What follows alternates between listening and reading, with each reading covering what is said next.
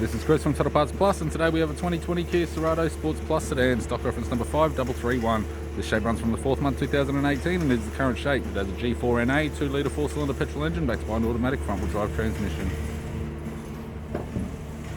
G4NA 2-litre 4-cylinder petrol engine with the left-hand headlight,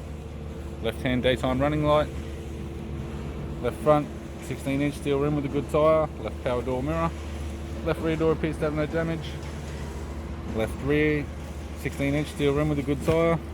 left hand tail light, left boot lid garnish, boot lid appears to have no damage, right hand boot lid garnish, tidy rear bumper cover,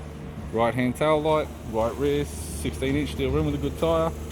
right rear door has one small dent, right front door appears to have no damage, right power door mirror, and a right front 16-inch steel rim with a good tyre.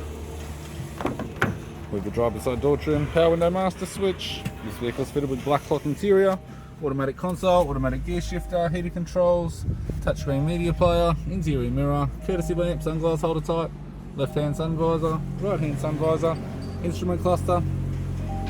and a tidy 3-spoke leather steering wheel with cruise audio and frame buttons.